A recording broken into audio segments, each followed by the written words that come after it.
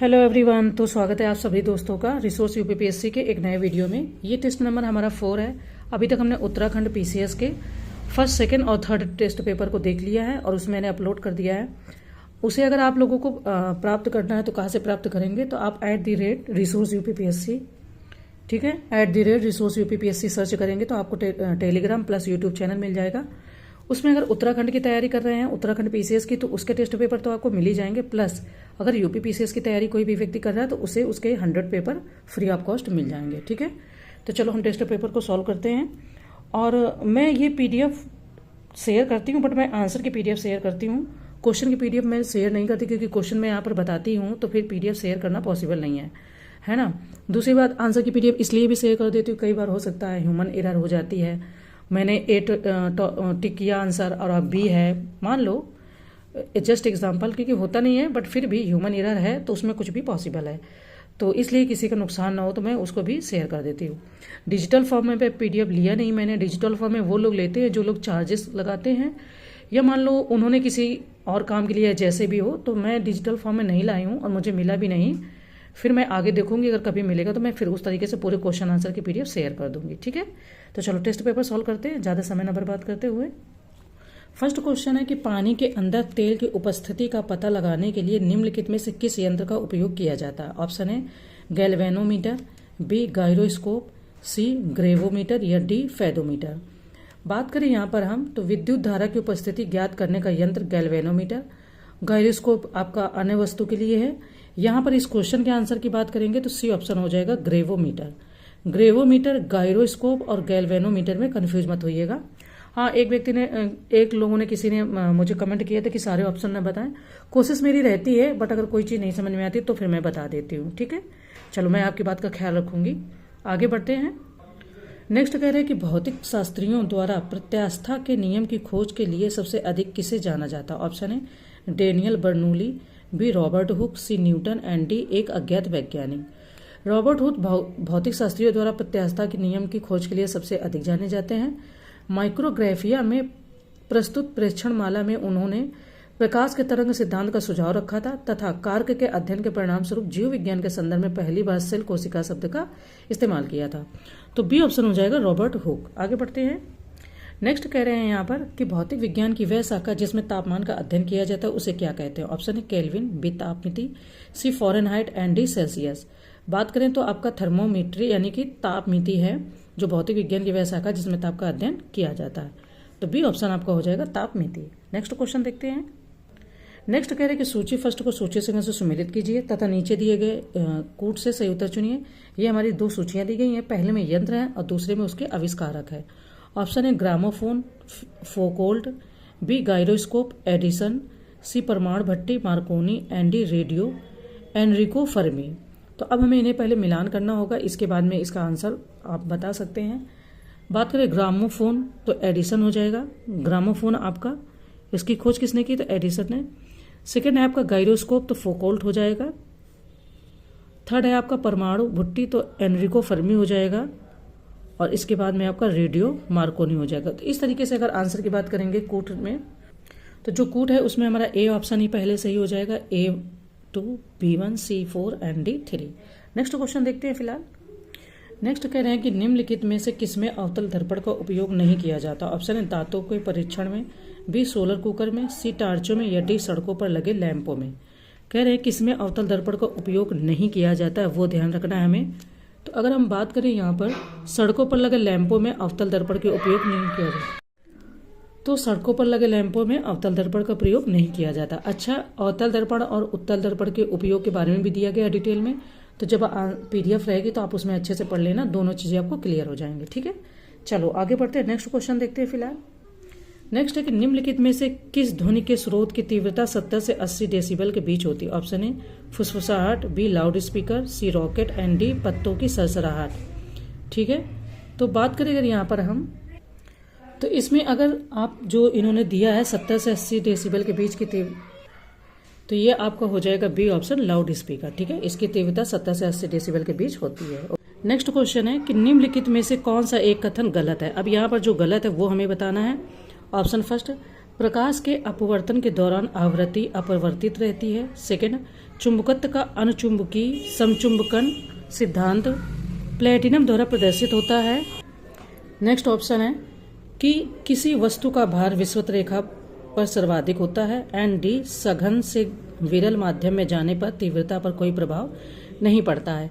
ठीक है, इनमें से जो गलत ऑप्शन है वो बताना है। तो किसी वस्तु का भार विषुवत रेखा पर न्यूनतम तथा ध्रुवों पर अधिकतम होता है। ठीक है, तो सी ऑप्शन यहाँ पर फिलहाल गलत है, सही सुमेलित नहीं है। क्योंकि गलत ही पूछा था तो इसलिए हमने गलत इसका आंसर पता, मतलब गलत आंसर जो होगा वही हमें बताना है। दूसरी बात है कि इसमें जो तीनों ये आपके फैक्ट हैं इनको अच्छे से पढ़ लेना। इसके बाद में इसके विषय में भी कुछ चीजें दी गई हैं तो उनको वहां से आप पढ़ लेना। ठीक है, चलो आगे बढ़ते हैं। नेक्स्ट हमारा क्वेश्चन है कि निम्नलिखित में से कौन सा एक उपकरण विद्युत ऊर्जा को इसमें देखो ये प्रिंटिंग मिस्टेक है, यांत्रिक ऊर्जा में रूपांतरण करता है या रूपांतरित करता है। ऑप्शन है सौर सेल, बी विद्युत मोटर, सी विद्युत लैंप एंड डी जनरेटर। बात करें तो जो इन्होंने क्वेश्चन में पूछा है तो यहाँ पर बात किया जाए तो विद्युत लैंप जो होता है वो विद्युत ऊर्जा को प्रकाश एवं उष्मा ऊर्जा में परिवर्तित करता है। सौर सेल आपका सौर ऊर्जा को विद्युत ऊर्जा में रूपांतरित करता है। एंड जो जनरेटर होता है वो भी आपका यांत्रिक ऊर्जा को विद्युत ऊर्जा में परिवर्तित करता है। लेकिन इन्होंने विद्युत ऊर्जा को यांत्रिक ऊर्जा में पूछा है तो बी ऑप्शन आपका हो जाएगा विद्युत मोटर। ठीक है, तीनों चारों के ऑप्शन वहां पे दिए हैं। कुछ चीजें मैं इसलिए भी बता देती हूँ ताकि क्वेश्चन का जो बेस होता है वो बन जाता है। डायरेक्ट कोई चीज बता दो तो कई बार माइंड में वो चीजें पचती नहीं है कि ये कैसे हो सकता है ना। तो इसलिए जानबूझ के तो मैं नहीं करती, बट जहां जरूरत होती वहां मैं करती हूँ। चलो आगे बढ़ते हैं, नेक्स्ट क्वेश्चन देखते हैं।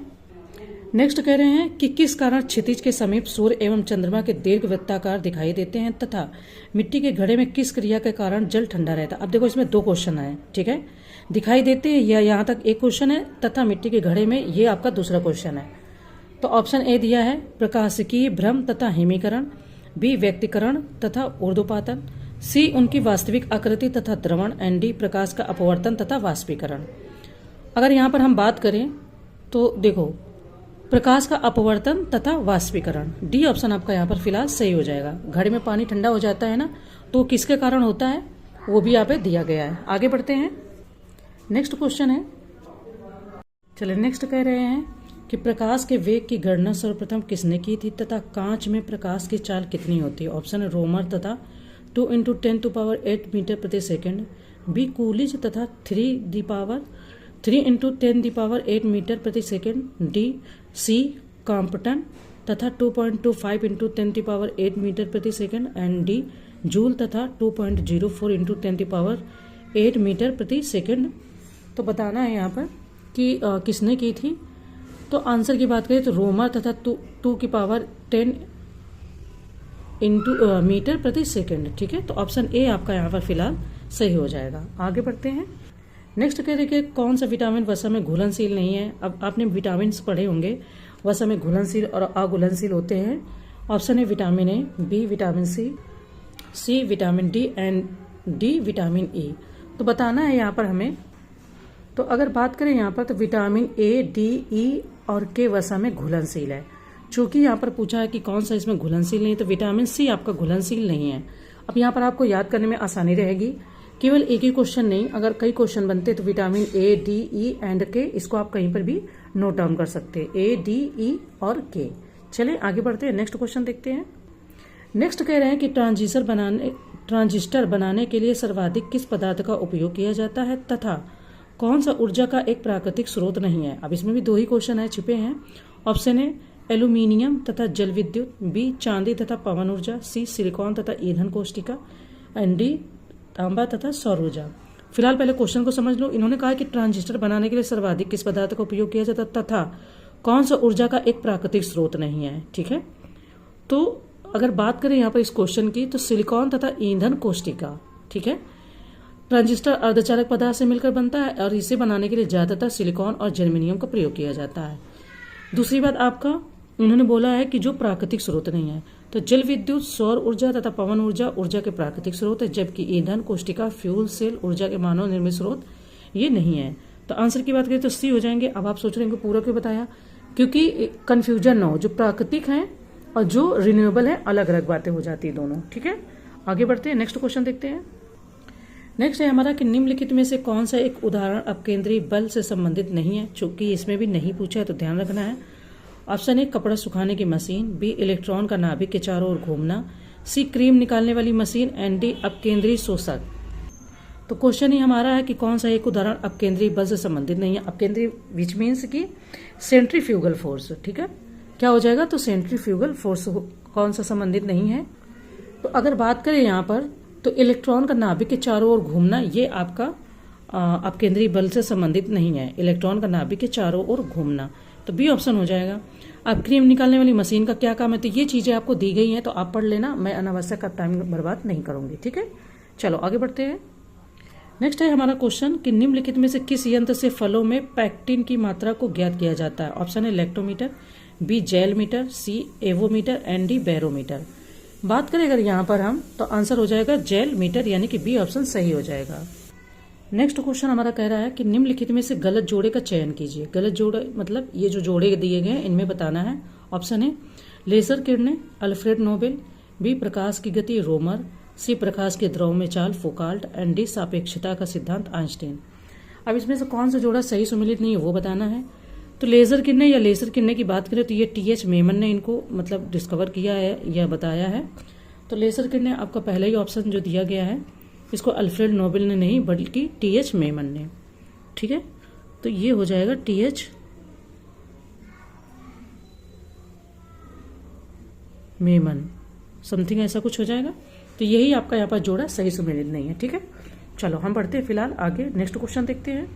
अच्छा, अगर ये पता करना हो कि अल्फ्रेड नोबेल ने फिर क्या, वैसे तो पता होगा बहुत सारे लोगों को, लेकिन उन्होंने दे दिया कि अल्फ्रेड नोबेल ने डायनामाइट को डिस्कवर किया था। तो ये जो यहाँ पर है उसका टी.एच. मेनन और अल्फ्रेड नोबेल ने तो डायनामाइट को डिस्कवर किया था। नेक्स्ट क्वेश्चन देखते हैं फिलहाल। नेक्स्ट है हमारा कि प्रधानमंत्री श्री नरेंद्र मोदी ने 27 फरवरी 2024 को गगनयान मिशन के लिए चुने गए अंतरिक्ष यात्रियों के नामों की घोषणा की। निम्नलिखित में से कौन से अंतरिक्ष यात्री इस मिशन में शामिल हैं। ऑप्शन है प्रशांत बालकृष्णन नायर, बी अजीत कृष्णन, सी अंगद प्रताप या डी शुभांशु शुक्ला। अब देखो ये करंट का क्वेश्चन है ना। ऐसे अगर क्वेश्चन आते हैं आपको और आप अगर गलत करते हो तो बहुत नुकसान हो जाएगा। ये क्वेश्चन आपको श्योर आने ही चाहिए वहां पर, है ना। तो कूट दिया गया ऑप्शन है केवल फर्स्ट और थर्ड, बी केवल फर्स्ट और सेकंड, सी केवल फर्स्ट थर्ड और फोर्थ या डी उपर्युक्त सभी। तो अगर यहाँ पर बात करें कि प्रधानमंत्री नरेंद्र मोदी ने 27 फरवरी जो बात है वो तो आपको पता ही है, नामों की घोषणा की। और ये अंतरिक्ष यात्री group captain Prashant Balakrishnan Nayak, group captain Ajit Krishnan, group captain Angad Pratap और विंग कमांडर शुभांशु शुक्ला है। प्रधानमंत्री श्री नरेंद्र मोदी ने विक्रम साराभाई अंतरिक्ष केंद्र में जाकर इन चारों को एस्ट्रोनॉट विंग्स प्रदान किए थे। तो डी ऑप्शन हो जाएगा उपर्युक्त सभी। अब आपको ये चारों नाम ही याद रख लेना किसी भी तरीके से, गाना बनाकर, शायरी बनाकर, जो भी, अगर उस तरीके से जैसे भी याद होता है आपको याद रखना है। अगर नॉर्मली याद हो जाता है तो बहुत अच्छी बात है ना। चलिए आगे बढ़ते हैं। नेक्स्ट क्वेश्चन है, कह रहे कि निम्नलिखित में से कौन एक प्रबल ऑक्सीकारक होने के साथ अपचायक भी है तथा किसे तांबे का दुश्मन कहा जाता है। ऑप्शन है सल्फर तथा नाइट्रोजन, बी ओजोन तथा सल्फर, सी नाइट्रोजन तथा अमोनिया एंड डी अमोनिया तथा ओजोन। देखिए बात करें तो ओजोन तथा सल्फर, ये आपके इसका सही आंसर हो जाएगा ओजोन तथा सल्फर। सल्फर शब्द की उत्पत्ति के बारे में नहीं जानते हैं, हाँ, तो इन्होंने कुछ चीजें दी हैं वो आप पढ़ लेना और इसका आंसर बी ऑप्शन हो जाएगा। आगे बढ़ते हैं। नेक्स्ट क्वेश्चन है कि द्रवित ऑक्सीजन या द्रवित हाइड्रोजन को औद्योगिक स्तर प्राप्त करने में प्रयुक्त प्रौद्योगिकी कहलाती है तथा किसका उपयोग विस्फोटक पदार्थ के उत्पादन में किया जाता है। ऑप्शन है हाइड्रोपोनिक्स तथा ऑक्जेलिक एसिड, बी पायरोटेक्निक्स तथा यूरिया, सी पायरोमेट्री तथा मेथनॉल एंड डी क्रायोजेनिक्स तथा ग्लिसरॉल। बात करें तो देखो ये साइंस की टेस्ट सीरीज है तो आपको साइंस के तो क्वेश्चन इस तरीके से मिलेंगे ही, है ना। क्रायोजेनिक्स तथा ग्लिसरॉल जो होता है, यानी कि कोई भी द्रवित ऑक्सीजन या द्रवित हाइड्रोजन को औद्योगिक स्तर पर प्राप्त करने हेतु क्रायोजेनिक्स तकनीक का प्रयोग किया जाता है। तो यहाँ पर आपका जो आंसर हो जाएगा वो डी हो जाएगा कि क्रायोजेनिक्स तथा ग्लिसरॉल, ठीक है। कुछ चीजें और भी है क्योंकि साइंस की है तो आपको उनको समझना पड़ेगा, नॉर्मली शब्दावली नहीं है तो थोड़ी प्रॉब्लम तो होती है। हम बढ़ते हैं नेक्स्ट क्वेश्चन की ओर। नेक्स्ट क्वेश्चन फिलहाल कह रहे हैं कि निम्नलिखित में से गलत कथन का चयन कीजिए। ऑप्शन ए उत्क्रमण परासरण यानी कि रिवर्स ऑस्मोसिस छनन विधि द्वारा जल शोधन की एक विशिष्ट प्रक्रिया है और इस विधि से समुद्र जल को शुद्ध किया जाता है। बी ऑप्शन कह रहे हैं कि फिटकरी को गंदे जल में मिलाने पर जल शोधन क्रमशः स्कंदन, उरणन तथा अवसादन के द्वारा होता है। सी ऑप्शन कह रहे हैं कि ऑस्मियम सबसे हल्की और लिथियम सबसे भारी धातु है। डी ऑप्शन है कि वनस्पति तेलों का हाइड्रोजनीकरण उत्प्रेरक के रूप में निकिल धातु का उपयोग करता है। इन्होंने कहा है फिलहाल कि गलत कथन जो होगा उसे हमें बताना है। अगर हम बात करें यहाँ पर तो लिथियम सबसे हल्की और ऑस्मियम सबसे भारी धातु है। ऑस्मियम सर्वाधिक घनत्व वाली प्राकृतिक धातु है। इन्होंने ऑस्मियम को सबसे हल्की कह दिया, जबकि यह सबसे भारी धातु है तथा लिथियम सबसे हल्की है।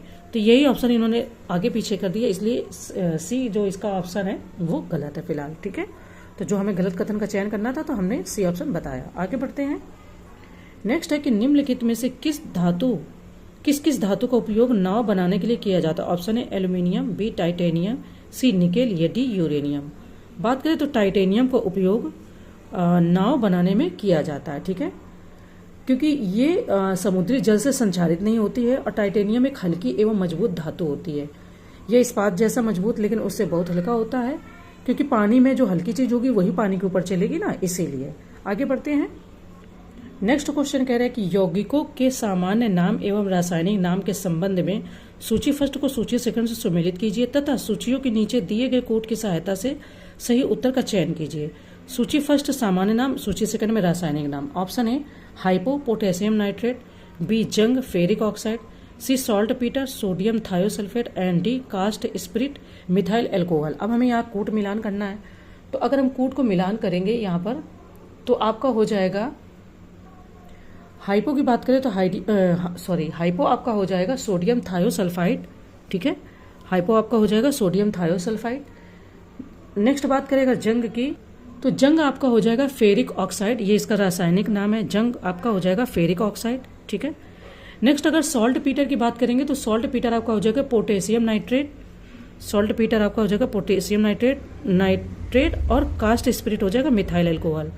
तो इस तरीके से जब आप यहाँ पर कूट मिलान करेंगे तो A3 है आपका, देखो A3 है, B2 है, तो A3 डी ऑप्शन में आ रहा है, तो विच मीन्स कि डी ऑप्शन हमारा यहाँ पर सही हो जाएगा। हम बढ़ते हैं नेक्स्ट क्वेश्चन की ओर। नेक्स्ट कह रहे हैं कि निम्नलिखित में से किस अम्ल का प्रयोग औषधियों एवं प्लास्टिक निर्माण में किया जाता है तथा क्षार के साथ अभिक्रिया करने पर किसका रंग गुलाबी रंग में बदल जाता है। ऑप्शन है सल्फ्यूरिक अम्ल तथा मिथाइल ऑरेंज, बी हाइड्रोक्लोरिक अम्ल तथा फिनोफ्थलीन, सी नाइट्रिक अम्ल तथा लाल लिटमस विलियन एंड डी एसिटिक अम्ल तथा हल्दी। अब हमें यहाँ पर देखना होगा, अगर बात करें तो हाइड्रोक्लोरिक अम्ल तथा फिनोफ्थलीन, इसका बी ऑप्शन हो जाएगा हाइड्रोक्लोरिक अम्ल तथा फिनोफ्थलीन। इनका क्या क्या प्रयोग होता है, तो अगर हाइड्रोक्लोरिक को केवल आप समझेंगे यहाँ पर तो, और ये आपका फिनोफ्थलीन, तो इनसे इनका मतलब कि बदल जाता है रंग। कुछ चीज़ें और भी दी एसिटिक अम्ल के बारे में, नाइट्रिक अम्ल के बारे में, तो वो आप यहाँ PDF से पढ़ लेना। हम बढ़ते हैं नेक्स्ट क्वेश्चन की ओर। नेक्स्ट है हमारा क्वेश्चन के नीचे कुछ पदार्थ और उनके pH मान दिए गए हैं, इनमें से कौन सा एक विकल्प सही नहीं है यानी कि गलत है, वो हमें बताना है। ऑप्शन है बैटरी में प्रयुक्त अम्ल 1.2 या -2 होता है या -2 होता है, बी अमोनिया 11.6, सी मानव मूत्र एवं रक्त 7.3 या -7.5 एंड डी ब्लैक कॉफी 4.5 या -5.5। अब इन्होंने बोला कि इसमें से कौन सा गलत है, तो बात करें अगर बैटरी में प्रयुक्त अम्ल तो वो 0 से 1 के बीच में होता है, जठर रस 1.2 या -2, तो आंसर ए आपका यहाँ पर फिलहाल सही हो जाएगा। ठीक है, चलो हम देखते हैं नेक्स्ट क्वेश्चन को। नेक्स्ट कह रहे हैं कि गलत कथन या कथनों का चयन कीजिए। ऑप्शन ए चार्ल्स का नियम गैसों के आयतन एवं गैस की मात्रा 2 गुणों के मध्य संबंध स्थापित करता है, बी चूहे को मारने के विष का निर्माण पोटेशियम साइनाइड या जिंक फॉस्फाइड नामक रसायन से किया जाता है, सी लौह पृथ्वी के गर्भ में दूसरा सबसे ज्यादा पाया जाने वाला धातु है, लौह मतलब यही आयरन लोहा, डी नाभिकीय संयंत्रों में ग्रेफाइट का उपयोग विमंदक की तरह किया जाता। अब विमंदक आपको ना समझ में आ रहा होगा, तो graphite is used as a moderator in nuclear power plants. ठीक है, इन्होंने कहा है कि गलत कथन या कथनों का चयन कीजिए। ठीक है, क्वेश्चन में पूछा है, तो चार्ल्स का नियम गैसों के आयतन एवं ताप 2 गुणों के मध्य स्थापित करता है। गैसों के आयतन एवं गैस की मात्रा 2 गुणों के, जबकि वो गुणों के आयतन एवं ताप 2 गुणों के मध्य स्थापित होता है, तो ऑप्शन ए यहाँ पर फिलहाल सही नहीं है, यानी कि ये सारे ऑप्शन सही है। अब यहाँ पर आपको एक चीज अच्छे से पता चल गई, मतलब पता ही होगी कि चूहे को मारने के विष का जो निर्माण होता है वो पोटेशियम साइनाइड या जिंक फॉस्फाइड नामक रसायन से किया जाता है ना। चलो आगे बढ़ते हैं, नेक्स्ट क्वेश्चन देखते हैं।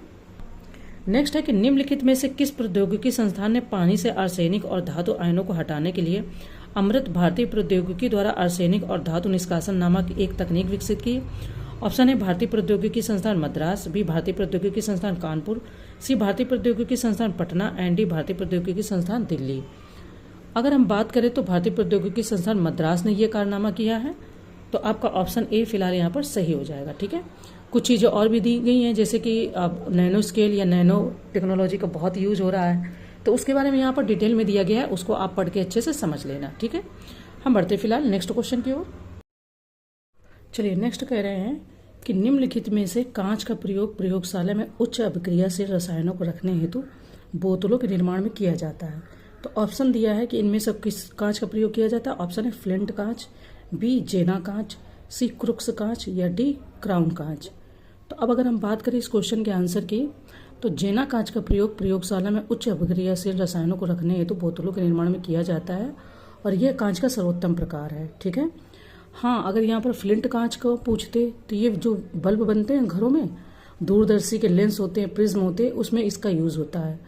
धूप के चश्मे जो बनते हैं उसमें आपका क्रुक्स कांच का यूज होता है और चश्मों के लेंस प्रकाशीय उपकरणों के निर्माण में क्राउन कांच का यूज होता है।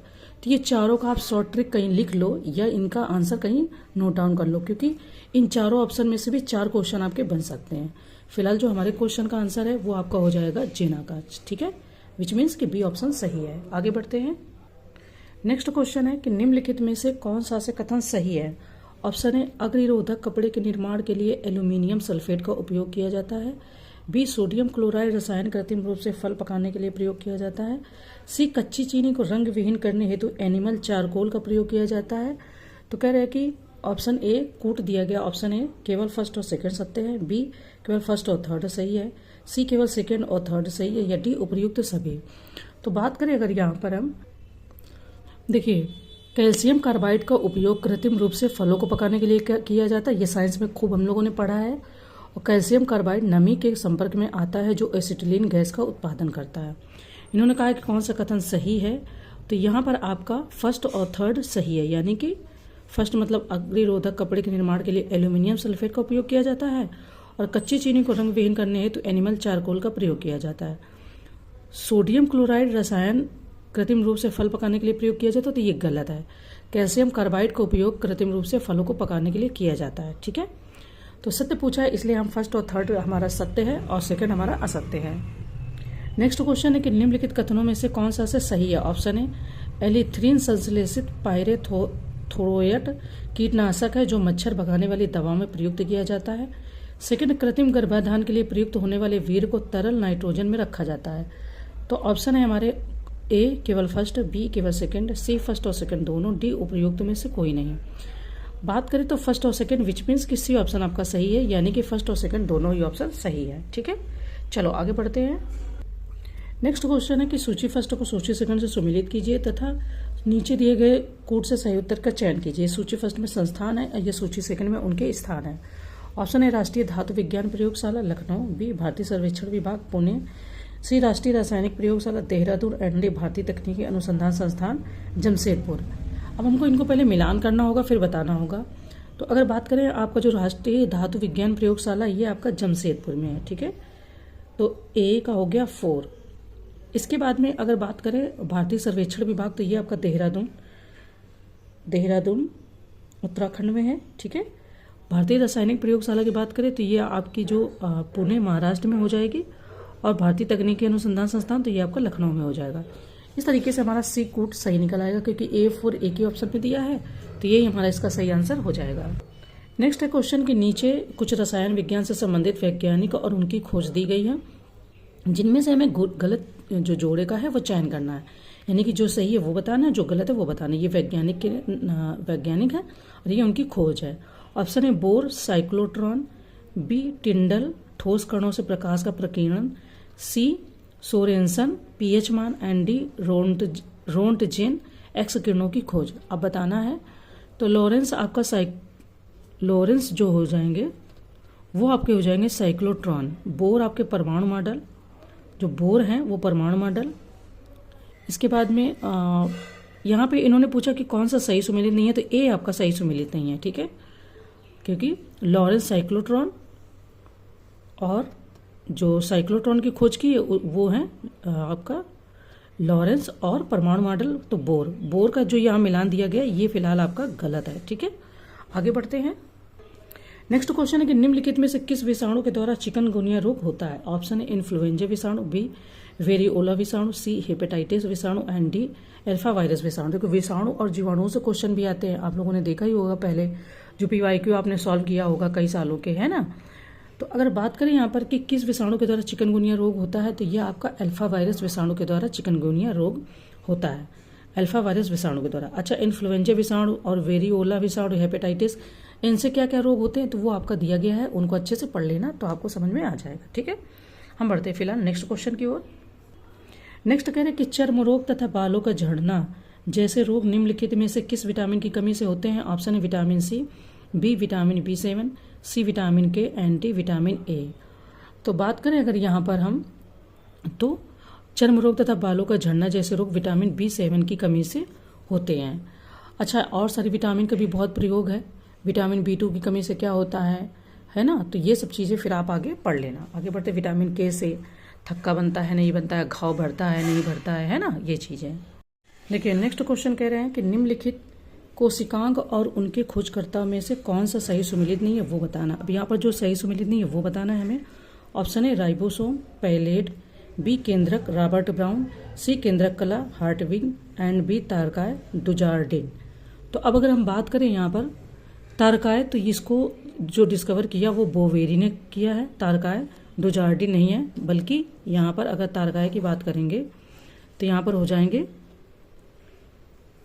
बोवेरी साहब। ठीक है, बोवेरी साहब या मैडम जो भी हैं। और जीवद्रव की बात करें अगर, तो उसको जो मतलब कि कवर किया है वो है डुजार्डिन साहब। ठीक है, डुजार्डिन साहब ने जीवद्रव को कवर किया है। ठीक है, तो इसका डी ऑप्शन यहाँ पर सही सुमेलित नहीं है। आगे बढ़ते हैं, नेक्स्ट क्वेश्चन देखते हैं। अच्छा, एक चीज़ और शेयर करनी है कि हिस्ट्री के जो टेस्ट पेपर मैंने अपलोड किया, अगर उसमें कोई क्वेश्चन में आपको सस्पेंस लग रहा है तो आप गूगल कर सकते हो, क्योंकि कई बार ये टेस्ट सीरीज जो प्रिंट करते हैं या जो बनाते हैं उनसे भी मिस्टेक हो जाती है। मैंने 1-2 क्वेश्चन PCS में भी देखे हैं, तो कई बार अगर नज़र पड़ गई, ठीक है ध्यान है तो मैं मतलब हमने सही कर लिया। कई बार नज़र नहीं पड़ती, फ्लो में हम बताते चले जाते हैं और वो क्वेश्चन मे बी कि गलत हो सकता है, क्योंकि मैं पहली चांस लेके चलती हूँ कि ह्यूमन एरर होने की संभावना होती है और गलती किसी से भी हो सकती है। तो अगर उसमें कोई क्वेश्चन आपको लग रहा है, क्योंकि टेस्ट पेपर तो मैंने हटा दिया है पर मैं फिर भी सर्च करके एक बार देखूंगी टाइम निकाल के। दूसरी बात, अगर लगता है तो आप तैयारी कर रहे हैं, इतनी तो मतलब चीज़ें समझ आ ही जाती हैं, नेट चलाते हैं, मोबाइल है, तो आप गूगल करके देख लो, या अगर आपके पास टेक्स्ट बुक है जिसे आप तैयारी करो तो उसमें देख सकते हो। मे बी कि फैक्ट में मिसमैच हो सकता है, इसके चांसेस रहते हैं, है ना। बाकी अगर जो मुझसे बन पड़ेगा मैं ज़रूर देखूंगी, जैसे ही मेरी नज़र पड़ेगी मुझे लगेगा कि ये चीज़ यहाँ पे आंसर मिसमैच है तो मैं खुद कोशिश करूँगी। ठीक है, और उसके लिए सॉरी भी, क्योंकि मैंने अभी देखा 1-2 लोगों के मैसेज, तो मुझे लगा मे बी कि कोई क्वेश्चन है, पर उसे मैं अभी फाइंड आउट करती हूँ। ठीक है, तो इस चीज़ के लिए चलिए नेक्स्ट देखते हैं। कह रहे हैं कि गलत कथन या कथनों का चयन कीजिए। डैश ऑप्शन फर्स्ट, लसिका कोशिकाओं द्वारा वसीय अम्ल व ग्लिसरॉल का अवशोषण किया जाता है। बी, इंसुलिन के अतिस्राव से रक्त में ग्लूकोज की मात्रा कम हो जाती है, जिससे हाइपोग्लाइसीमिया नामक रोग हो जाता है।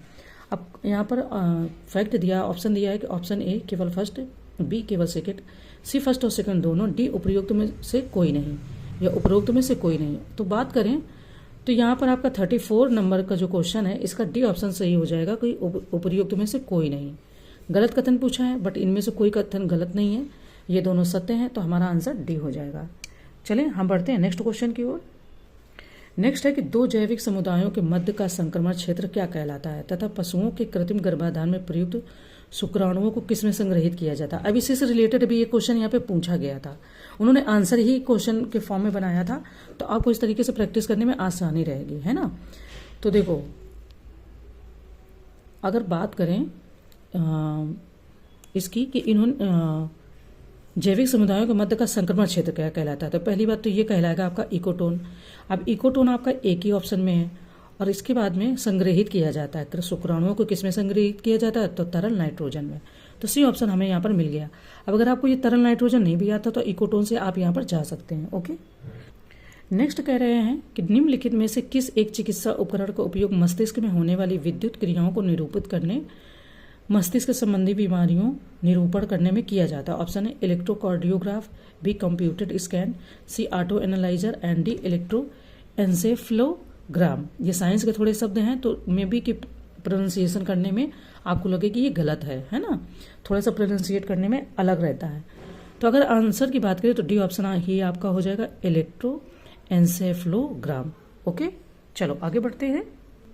नेक्स्ट है फिलहाल हमारा क्वेश्चन कि समुद्री खरपतवार निम्नलिखित में से किसका महत्वपूर्ण स्रोत है तथा छाती की हड्डी का नाम बताइए। ऑप्शन है गंधक तथा क्लाविकल, बी आयोडीन तथा स्टर्नम, सी क्लोरीन तथा स्कापुला एंड डी ब्रोमीन तथा पटेला।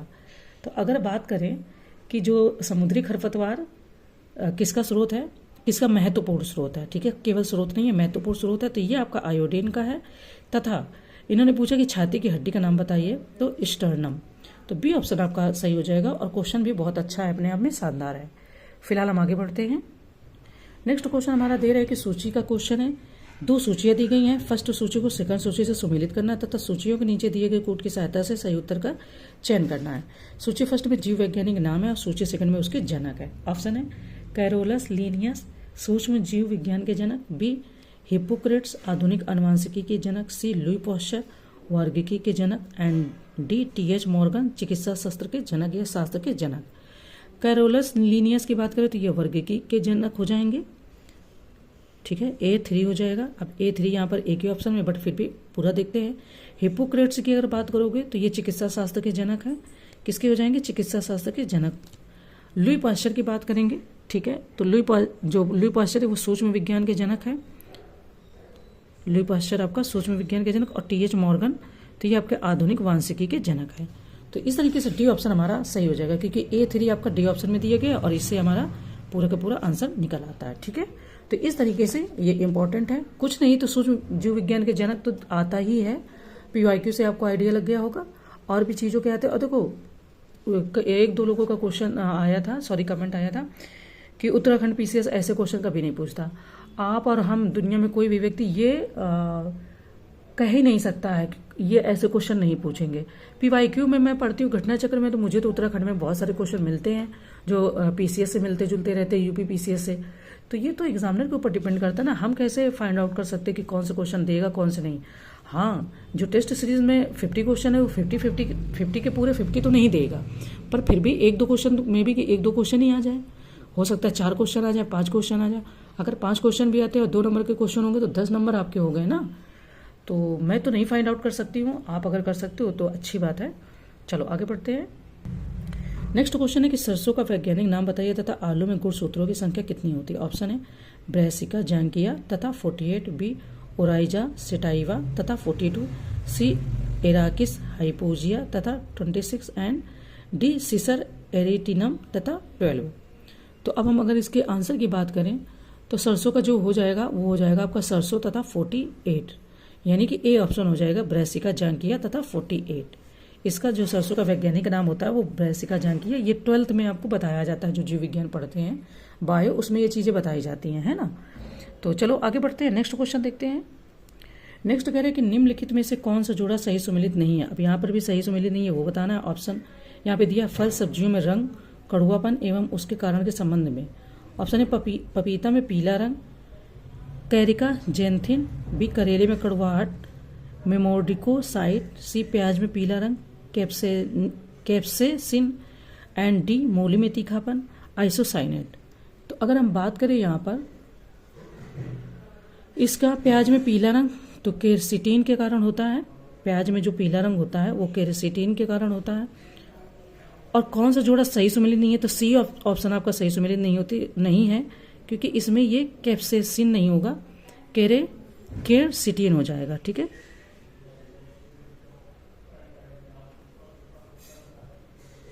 केरसिटीन और कैप्सेसिन के कारण क्या होता है, तो वो मिर्च में तीखापन होता है। इसका जो लेना देना होगा वो हो जाएगा मिर्च में तीखापन से, ठीक है। मिर्च खाते हैं ना, तो जो कड़वा लगता है, तीखापन लगता है, वो इसी पदार्थ के कारण होता है। ओके, हैंड राइटिंग को थोड़ा अवॉइड कीजिएगा, अभी ऐसे जल्दी जल्दी में ऐसी ही राइटिंग बनती है। चलो फिलहाल हम नेक्स्ट क्वेश्चन देखते हैं। नेक्स्ट क्वेश्चन है कि निम्नलिखित में से सही कथन या कथनों का चयन कीजिए। ऑप्शन फर्स्ट, मानव शरीर में यकृत सिरा ही वह सिरा है जिसमें यूरिया की सांद्रता अधिकतम होती है। सेकंड, डीएनए की खोज फ्रेडरिक मिशर 1869 ने की थी तथा डीएनए का double helix model James Watson तथा फ्रांसिस क्रिक ने दिया था। थर्ड है कि बहु असंतृप्त वसा अम्ल में अपघटन की दर काफी तीव्र होती है जिसके कारण संवहनी क्रिया में ऑक्सीजन O2 के अधिकतम अणु ग्रहण कर लिए जाते हैं। तो अब ये यहाँ पर कूट दिए गए ऑप्शन दिए गए। ऑप्शन ए केवल फर्स्ट, बी केवल सेकंड, सी केवल थर्ड एंड डी उपयुक्त सभी। तो इसमें से कौन कौन से कथन सत्य हैं वो हमें बताना है। तो फिलहाल आपका उपयुक्त सभी सत्य यानी कि डी ऑप्शन सही है। फर्स्ट, सेकंड और थर्ड तीनों सही है। अब तीनों सही है मतलब आपके 3 क्वेश्चन तैयार हो गए, है ना। डीएनए की खोज तो फ्रेडरिक मिशर ने की थी 1869 में, लेकिन जो डीएनए में ऐसे ऐसे आप देखते हैं ऐसे डबल हेलिक्स बने होते हैं ऐसे करके, फिर ऐसे ऐसे करके आपने चित्र देखा होगा। तो वो जो कह रहे हैं कि डीएनए का डबल हेलिक्स मॉडल जो है वो जेम्स वाटसन तथा फ्रांसिस क्रिक ने दिया था, ठीक है। तो अगर ये 2 पूछ लेता है तो इसमें कंफ्यूज मत होइएगा। हम बढ़ते हैं नेक्स्ट क्वेश्चन की ओर। नेक्स्ट कह रहे हैं कि हाल ही में किस देश के अंतरिक्ष यात्री ओलेग कोनोनेंको ने अंतरिक्ष में बहुत ज्यादा समय 879 दिन बिताने का रिकॉर्ड बनाया। ऑप्शन है भारत, बी रूस, सी अमेरिका या डी चीन। तो बात करें तो रूस के अंतरिक्ष यात्री ओलेग कोनोनेंको ने अंतरिक्ष में सबसे ज्यादा समय 89 दिन बिताने का रिकॉर्ड बनाया है। और ओलेग कोनेनको ने रूस की अंतरिक्ष यात्री जेनेडी पडाल्का के 878 दिन और 11 घंटे एवं 30 मिनट का रिकॉर्ड तोड़ा है। तो चलो बी ऑप्शन हो जाएगा आपका रूस। आगे बढ़ते हैं। नेक्स्ट क्वेश्चन है कि मानव मस्तिष्क के संदर्भ में निम्नलिखित में से कौन सा कथन सही नहीं है। अब यहाँ पर सही नहीं है बताना। ऑप्शन है मस्तिष्क के हृदय गति को नियंत्रित रखने के लिए उत्तरदायी है। सेकंड, यह शरीर के संतुलन के लिए उत्तरदायी है। थर्ड, सेरिब्रम मस्तिष्क के पश्चिम मस्तिष्क का एक भाग है। तो ऑप्शन दिए गए ए केवल फर्स्ट, बी केवल सेकंड, सी केवल थर्ड या डी उपयुक्त में से कोई नहीं। बात करें तो सी ऑप्शन आपका यहाँ पर केवल थर्ड, इन्होंने पूछा था कौन सा सही नहीं है तो केवल थर्ड सही नहीं है, ठीक है। सेरिब्रम मस्तिष्क के पश्च मस्तिष्क का भाग है तो ऐसा नहीं है, अग्र मस्तिष्क, ठीक है। मस्तिष्क के भाग अगर अग्र मस्तिष्क सेरिब्रम है और कार्पोरा कार्डिजेनिना, मतलब ये चीजें डीप में दी गई हैं तो आप अच्छे से पढ़ लेना, वरना आपको लगेगा कि सारे ऑप्शन बता रही हैं तो टाइम बहुत जा रहा है ना। चलो हम आगे बढ़ते हैं।